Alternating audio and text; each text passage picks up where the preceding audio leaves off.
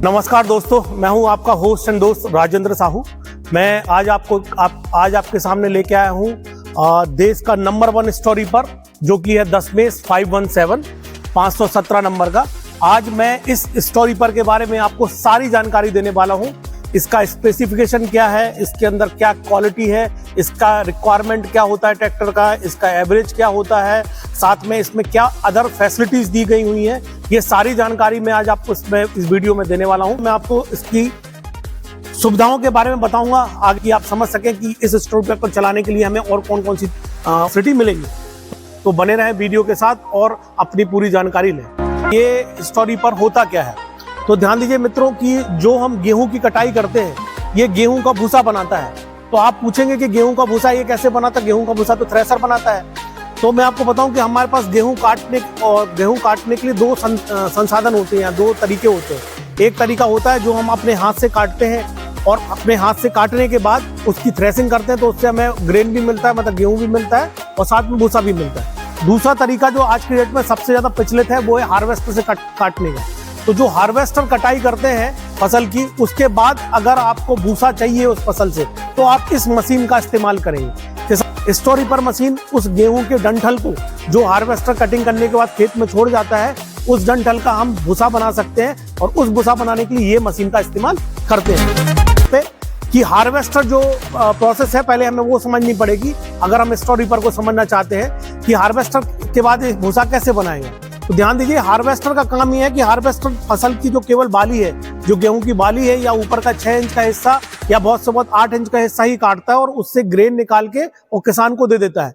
तो हार्वेस्टिंग कर देता है, बट वो जो नीचे का पूरा पराली बची रहती है, नीचे का जो पूरा डंठल बचा रहता है, वो डंठल हार्वेस्टर नहीं काटता। हार्वेस्टर उसको वहीं खेत में छोड़ देता है, और उसके बाद किसानों को प्रॉब्लम ये आती है कि या अगर उनको भूसा बनाना है तो कैसे बनाएंगे। तो उस भूसा बनाने का सॉल्यूशन ये मशीन है। किसान भाइयों, हम जानते हैं कि हम पराली साफ करने के लिए जनरली उस पे आग लगा देते हैं। तो सरकार ये जानती है कि आग लगाने से काफी नुकसान होता है। जो भूसा, जो आपकी पराली है, जो जानवर खा सकते हैं, जानवर के लिए वो भोजन हो सकता है, हम उसको जला देते हैं। और आप ये भी समझें कि अगर हम अपनी पराली को अपने खेत में जलाते हैं, तो हमारे जैविक तत्व नष्ट हो जाते हैं उस खेत में। इस कारण से गवर्नमेंट भी ये बोल रही है कि आप ज्यादा से ज्यादा उसका भूसा बनाएं, या उसकी पराली को आप यूज में लेके आए।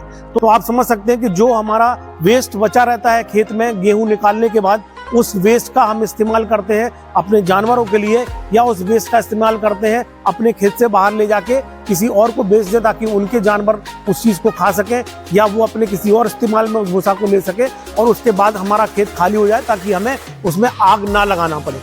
और आग लगाएंगे तो किसान भाई को ध्यान दीजिए कि आग लगाने के कारण हमारे खेत के अंदर जैविक तत्वों का नुकसान होता है, हमारे जीवाणु उस खेत में मर जाते हैं, जिस कारण से हमारा उत्पादन साल दर साल कम होता जा रहा है।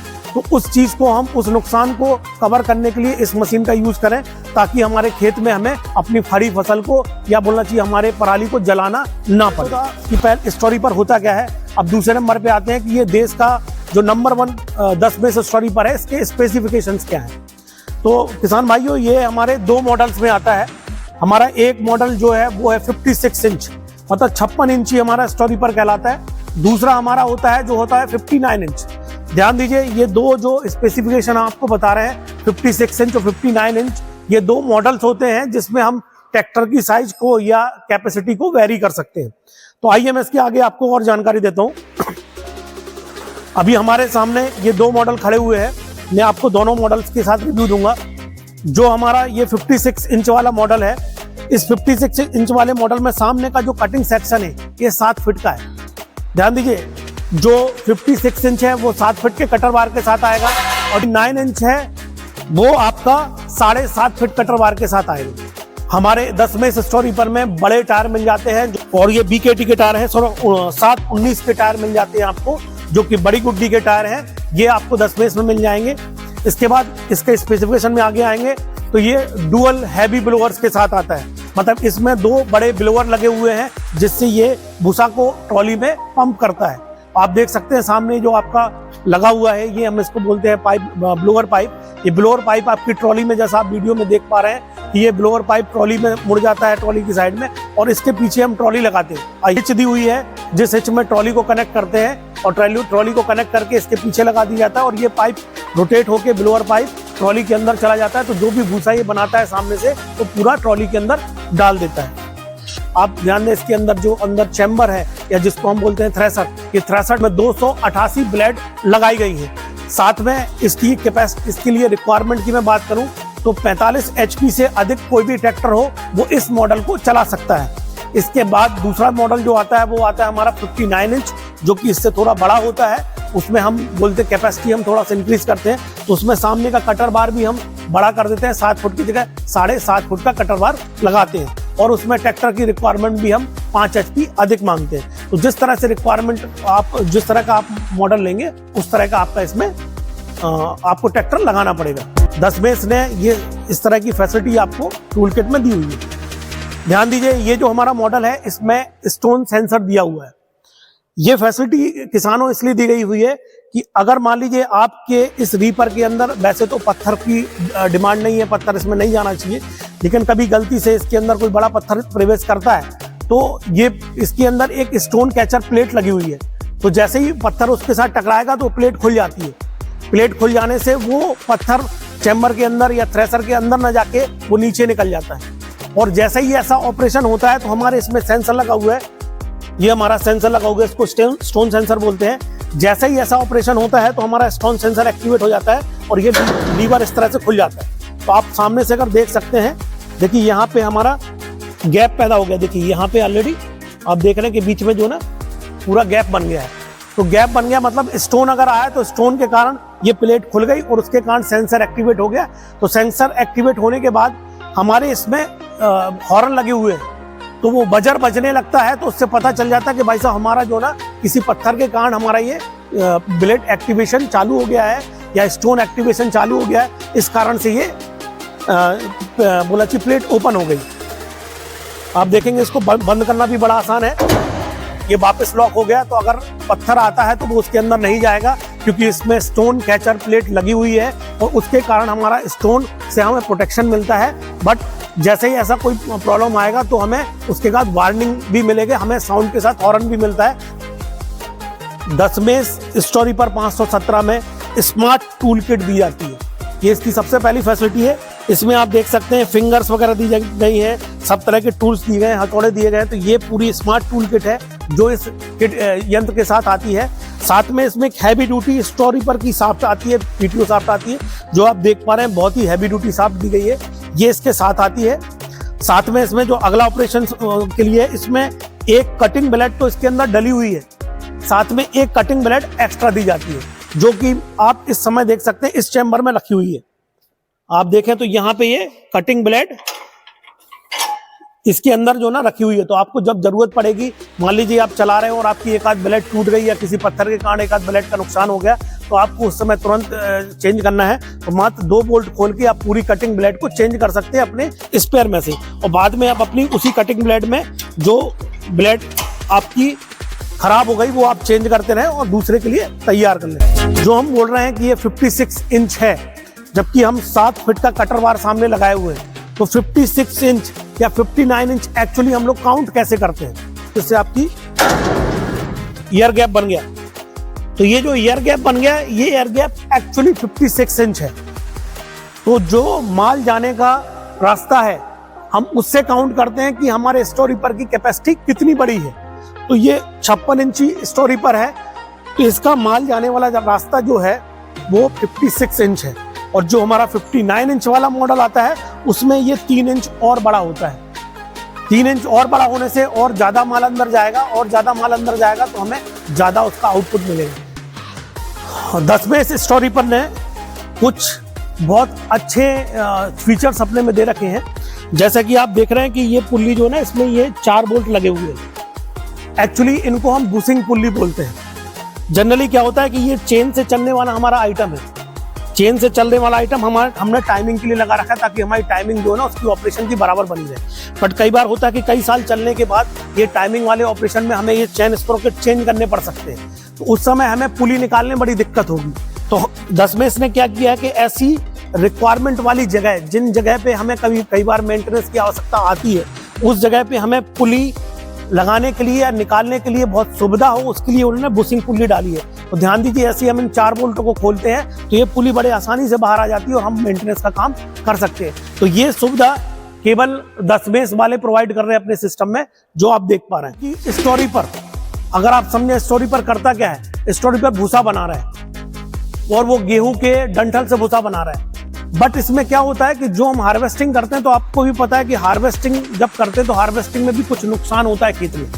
वो नुकसान का मतलब ऐसा कि कुछ बालियां जो है ना वो कट के वहीं गिर जाती हैं। तो जो वो बालियां कट के गिर रही हैं, वो गिरने के कारण क्या होता है कि वो आपके भूसे के उसमें डंठल में पड़ी रहती है। लेकिन जब आप ये मशीन चलाएंगे, जब आप ये भूसा मशीन चलाएंगे, तो चूंकि ये थ्रेसिंग का ही काम करता है, ये एक तरह का थ्रेसर है, ये भूसे को बनाता है और उसमें से ग्रेन जो निकलता है, जो आपकी बालियां गिर गई थी गेहूं की, उन गेहूं की बालियों को ये कलेक्ट करता है। और आप नीचे देख सकते हैं, इसके नीचे एक बहुत अच्छा चैम्बर लगा है, इसको हम ग्रेन कलेक्टर बोलते हैं।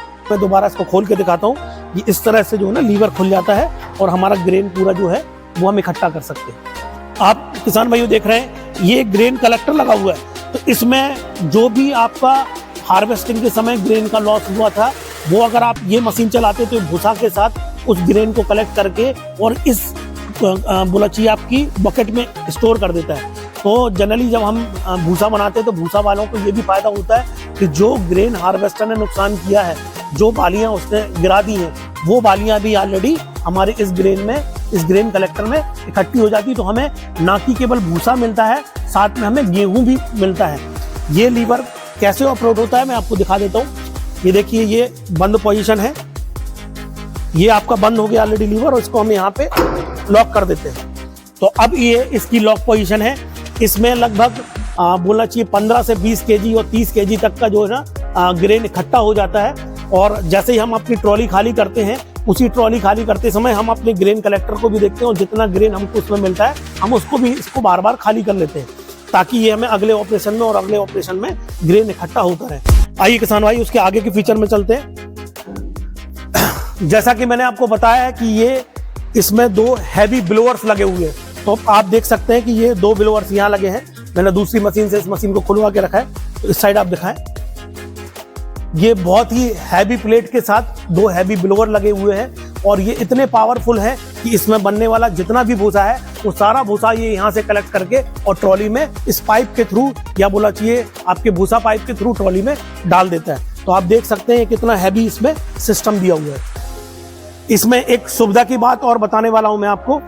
किसान भाइयों, आप देख रहे हैं कि ये 2 जैक जैसे सिस्टम इसमें निकल रहे हैं। आप देख पा रहे हैं, इसमें 2 जैक जैसे सिस्टम निकल रहे हैं। तो ये जैक जो है ये इसलिए बनाया गया क्योंकि भूसे वाला काम हमारा 2 महीने चलता है। साल में 2 महीने हम भूसा बनाते हैं, 2.5 महीने भूसा बनाते हैं मैक्सिमम। उसके बाद इस यंत्र को खड़ा रहना पड़ते हैं फिर अगले साल के लिए। तो अगर हम जानते हैं, अगर हम किसान भाई इतने दिन से ट्रैक्टर वगैरह ट्रॉली वगैरह ऑपरेट कर रहे हैं, तो हम जानते हैं कि भाई साहब, अगर हम इस यंत्र को लगातार टायरों पे खड़ा रखेंगे 1 साल, तो हो सकता है हमारे टायर की हवा निकल जाए, हो सकता है हमारे टायर हवा निकलने के कारण उसमें परमानेंट डैमेज हो जाए। तो कंपनी ने क्या किया है, ये 2 जैक लगा के दिए हैं। इन जैक का फायदा ऐसा है कि जब हम इनको स्टोर करेंगे, जब हम इन मशीनों को अगले 8 महीने और 10 महीने के लिए खड़ा करेंगे, उस समय हम इनको क्या करेंगे, इन जैक पे खड़ा कर देंगे और टायर को रिलीज कर देंगे। मतलब इन जैक के नीचे हम कोई बुड्डी वगैरह लगा के और इस यंत्र को खड़ा कर देंगे, ताकि टायर के ऊपर परमानेंट लोड ना रहे, ताकि अगले साल जब हम इसको यूज करें तो हमारे टायर में किसी तरह का परमानेंट डैमेज ना आ पाए। तो ये टायर की सुविधा के लिए कंपनी ने एडिशनली जैक भी लगा के दिया है, जो कि ये बहुत बढ़िया फीचर है। चूंकि स्टोरी पर जो है ना गर्मी के सीजन में चलाए जाते हैं और इनका डे नाइट ऑपरेशन होता है, मतलब ये दिन में भी चलते हैं और नाइट में भी चलते हैं। तो डे नाइट ऑपरेशन के लिए कंपनी ने ऑलरेडी यहाँ पे लाइटें दे रखी हैं। तो अगर आपको नाइट ऑपरेशन करना है तो उसके लिए भी कंपनी ने इसमें लाइट दी हुई है, तो आप लाइट ऑपरेट करके अपने नाइट का ऑपरेशन कर सकते हैं, जैसा कि आपको वीडियो में हम आपको दिखा रहे हैं। हमारे 10 बेस में हम 2 ये स्टोरेज टैंक देते हैं, या 2 बोला कि टूल बॉक्स देते हैं। आप देख सकते हैं हमारा एक टूल बॉक्स खुला हुआ है, एक टूल बॉक्स ही है। कुछ एडिशनल सामान रखने के लिए, चाहे वो आप डीजल समझ लें या कुछ भी अगर आपको स्टोर करना है, तो उसके लिए भी हमने यहाँ पे एडिशनल स्टोरेज के लिए टैंक दिया हुआ है या बकेट दी हुई है, जिसको आप इस्तेमाल करके आप अपना सामान रख सकते हैं। सबसे बड़ी चीज हम हमेशा बोलते हैं कि हमको भूसा जो ना महीन करना है या मोटा करना है, या भूसा में हमें किस तरह से सेटिंग करनी है ये हमको पता नहीं होती। तो आज मैं किसान भाइयों आपको बताने वाला हूँ कि दशमेश स्टोरी पर में ये सेटिंग करना कितना आसान है। आप देख सकते हैं कि यहाँ पे हमने एक निशान बनाया हुआ है जिसमें स्ट्रॉ बनाया हुआ है कि यहाँ पे स्ट्रॉ की मोटाई ज़्यादा है और यहाँ स्ट्रॉ एकदम पतला है। तो अगर आप चाहें कि मेरे को स्ट्रॉ या भूसा और महीन करना है तो आप सिंपली इस बोल्ट को ढीला करके और इसको नीचे साइड खिसकाते जाएंगे। जितना नीचे खिसकाएंगे उतना महीन ये भूसा बनाएगा। तो इसमें दोनों साइड सेटिंग करनी पड़ती, दोनों साइड बने हुए हैं। आपको अगर अपने उसमें सेटिंग करनी है तो आप स्वयं ही इससे सेटिंग करके अपने भूसे की मोटाई को कंट्रोल कर सकते हैं।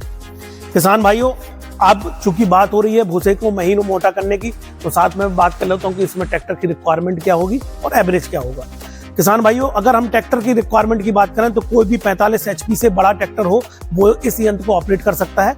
इसका जो दूसरा मॉडल है उसके लिए हमें 5 से 7 हॉर्स पावर की रिक्वायरमेंट ज़्यादा होती है क्योंकि वो ज़्यादा बड़ा कैपेसिटी में काम करता है। तो किसान भाइयों, 45 HP से बड़ा कोई भी ट्रैक्टर है वो इसको ऑपरेट कर सकता है। साथ में एवरेज की हम बात करें तो अगर एवरेज की बात करें तो एवरेज 2 चीज़ पे इंपॉर्टेंस रखता है। पहला इंपॉर्टेंस ये होता है कि जिस खेत में हम भूसा बनाने गए हैं उसके अंदर कितनी गेहूं के डंठल की क्वांटिटी क्या है या फसल कितना घना था। अगर उसकी फसल घनी होगी तो उसमें जो भूसा निकलने की मात्रा है वो भी ज़्यादा होगी। तो ये ट्रॉली उस केस में आराम से 25 से 30 मिनट में एक ट्रॉली भर देगा। तो सही बात यह है कि एवरेज का जो जजमेंट है वो एवरेज का जजमेंट होता है कि जिस खेत में हम चलाने गए हैं उस खेत में भूसा के लिए अवेलेबिलिटी के लिए रॉ मटेरियल या पराली कितनी क्वांटिटी में डली हुई है। तो इसका बेसिक एवरेज ये है कि 30 से 35 मिनट या 25 से 30 मिनट में आराम से एक ट्रॉली भर सकता है। बट अगर आप सेटिंग में चेंज करें, अगर आप चाहें कि मेरे को भूसा और महीन चाहिए, उसी हिसाब से आपका टाइम डिले बढ़ता जाता है। इसमें इस कंपनी ने यहाँ पे 2 ऑब्जर्वेशन विंडो दे रखी है। इसका मतलब यह है कि अगर आपको ये देखना है कि हमारे थ्रेसर के अंदर क्या चल रहा है या थ्रेसर में कोई प्रॉब्लम हो गई है तो ये ऑब्जर्वेशन विंडो है, हम इसको खोल के यहाँ देख सकते हैं। थ्रेसर के बाद भूसा की क्या स्टेटस है, भूसा चौक तो नहीं हो रहा या क्या दिक्कत है, वो सारी चीजें हम इस विंडो से देख सकते हैं। ठीक है किसान भाई, इसके बाद हम आगे बढ़ते हैं, यहाँ आ जाते हैं। ये इसका सबसे महत्वपूर्ण पोर्शन है। बहुत सारे ट्रैक्टर हैं जो आज की मार्केट में मिल रहे हैं जो कि 45 HP या उससे अधिक हैं। तो सारे ट्रैक्टर्स में एक बड़ा डिफरेंस होता है। हमें यहाँ पे मैं इसलिए रुक गया हूँ ताकि मैं आपको ये समझा सकूँ कि ये यंत्र जो है ना 540 RPM पे चलता है। 540 RPM के किसी भी ट्रैक्टर पे चल सकता है। लेकिन ट्रैक्टर जो होते हैं वो अलग अलग कंपनी के होते हैं, जैसे महिंद्रा हो गया, जॉन डियर हो गया, आइसर हो गया, आपका स्कॉट हो गया, इसके बाद आपका न्यू हॉलैंड हो गया और बहुत सारे tractor, Swaraj, Farmtrac, Powertrac के बहुत सारे ट्रैक्टर हो गए। लेकिन इन सब में इंजन बहुत अलग अलग होते हैं। हर एक कंपनी का इंजन अलग होता है, हर एक कंपनी के जो HP है वो अलग होते हैं। तो क्या होता है किसान भाइयों की जो ट्रैक्टर हैं उनके जो इंजन हैं उनमें एक निश्चित RPM पे टॉर्क डेवलप होता है, लेकिन ये इंजन और कंपनी से कंपनी वेरी होता रहता है। मैं एग्जांपल के लिए बोलूं तो जॉन डियर ट्रैक्टर का जो टॉर्क है वो 1750 RPM पे 540 PTO पे बराबर निकलता है। बट वही चीज़ हम बोलें तो किसी और ट्रैक्टर में वो 1650 पे भी निकल सकता है, किसी में वो 2000 RPM पे भी निकल सकता है। तो उस केस में क्या करना पड़ता है, हमें यहाँ से इस स्टोरी पर की हमें पुली सेट करनी पड़ती। तो किसान भाइयों, जब भी आप कभी स्टोरी पर ऑर्डर करने आए तो आप ध्यान दें, अपने ट्रैक्टर का HP और ट्रैक्टर का मॉडल नंबर जरूर बताएं ताकि हम उसके रेशियो के हिसाब से, उसके इंजन के टॉर्क परफॉर्मेंस के हिसाब से इस पुली को एडजस्ट कर सकें। इससे क्या होगा, हम आपको अगर पुली एडजस्ट करके देंगे तो आपके ट्रैक्टर में वो सबसे बेस्ट ऑपरेशन करेगा। मतलब आपको अपने ट्रैक्टर में ना तो ज़्यादा रेस लेनी पड़ेगी, ना ही उसका डीजल कंजप्शन ओवर आएगा। तो अगर हम यहाँ पे परफेक्ट सेटिंग करके देते हैं आपको आपके ट्रैक्टर के हिसाब से, जो कि कंपनी ने ऑलरेडी हर एक ट्रैक्टर के लिए हम लोगों को हम डीलर्स को दे रखा है, तो हम उसके हिसाब से पुली कॉम्बिनेशन सेट कर देते हैं। उससे आपके ट्रैक्टर का बेस्ट परफॉर्मेंस निकलता है, सबसे कम डीजल कंजप्शन में सबसे बेस्ट आउटपुट दे। किसान भाइयों, इसमें एक और अच्छी चीज मैं आपको बताने वाला हूँ। हमारी कंपनी जो दशमेश है, इसने इस प्रॉब्लम को, पुली को बार बार चेंज करने की प्रॉब्लम को सेट करने के लिए उन्होंने इसमें चेंजर पुली का ऑप्शन भी दे रखा है, जैसा कि आप जो वीडियो पे देख रहे हैं। ये चेंजर पुली के ऑप्शन में क्या होता है कि उसमें हमें पुली चेंज नहीं करनी पड़ती, ट्रैक्टर कोई भी हो, आप ट्रैक्टर कोई भी कंपनी का लगा दें, हम केवल चेंजर पुली में थोड़ा सा बोल्ट टाइट करके या उसकी आरपीएम एडजस्ट करके उस टॉर्क के ट्रैक्टर के हिसाब से उस पुली कॉम्बिनेशन को सेट कर सकते हैं। इसको हम बोलते हैं चेंजर पुली ऑप्शन। चूंकि ये चेंजर पुली ऑप्शन केवल और केवल दशमेश कंपनी ही इस समय इंडिया में दे रही है, इसलिए नंबर 1 कंपनी मानी जाती है देश में आज। तो चेंजर पुली का ऑप्शन में 2 फायदे होते हैं। पहला फायदा ये होता है कि अगर अपन को किसी भी तरह के ट्रैक्टर में सेट करना है, आज हम महिंद्रा पे लेके गए, कल हमको जॉन डियर पे सेट करना है, आज हम पावर ट्रैक पे लेके गए, कल हमको दूसरे ट्रैक्टर पे सेट करना है, तो उस समय अगर पुली कॉम्बिनेशन चेंज करनी पड़ेगी तो हमें उस केस में फिजिकली पुली चेंज करनी पड़ती है। जबकि चेंजर पुली वाले ऑप्शन में हमें इस तरह की रिक्वायरमेंट नहीं होती। चेंजर पुली वाले ऑप्शन में हम 2 मिनट के अंदर या 5 मिनट के अंदर सेटिंग करके उस ट्रैक्टर के कॉम्बिनेशन के हिसाब से आरपीएम को सेट कर लेते हैं। और ध्यान दीजिए, उस मॉडल में ऑलरेडी यहाँ पे एक आरपीएम मीटर दिख रहा है जिससे हम अपने रिक्वायर्ड आरपीएम सेट कर पाते हैं। तो किसान भाइयों, ये तो था इसका बेस्ट ऑपरेशन। आगे आप देख सकते हैं एक और फीचर इस कंपनी ने दिया हुआ है, जो कि आप देख पा रहे हैं यहाँ पे ब्लेड। ये दशमेश कंपनी के जो ड्रम है, जो कि बोलना चाहिए 22 इंची फुल साइज ड्रम होता है, इसमें 288 ब्लेड लगी हैं, आप देख सकते हैं। इस ब्लेड के सिस्टम में एक और खासियत है, अगर आप गौर से देखें तो अगर हम 2 बोल्ट खोलते हैं तो 2 बोल्ट से हमारी 2 ब्लेडें ऑपरेट हो जाती है, 2 ब्लेडें हम चेंज कर सकते हैं। मतलब अगर कभी हमें मेंटेनेंस का काम करना पड़ा, अगर कभी ब्लेड अगर चेंज करनी है तो उस ब्लेड को चेंज करने के लिए हमें 2 ब्लेड के लिए 2 बोल्ट ही खोलने हैं, जबकि अदर कंपनीज में हमें हर एक ब्लेड खोलने के लिए 2 बोल्ट खोलने पड़ते हैं। तो अगर की सारी ब्लेड चेंज करनी है तो उसमें हमें जो समय लगने वाला है इस स्टोरी पर में हमें वो समय आधा लगेगा। एज वेल एज कभी कोई मेंटेनेंस के कारण कोई 1-2 ब्लेड हमें चेंज करनी पड़ती है तो वो भी बहुत जल्दी हो सकता है, क्योंकि इसमें हर 2 ब्लेड पे केवल 2 बोल्ट ही खोलने पड़ते हैं। तो ये भी इसका एक खास फीचर है जो मैंने आपको बताया। तो पाउडर कोटिंग करने की फैसिलिटी बना रखी है।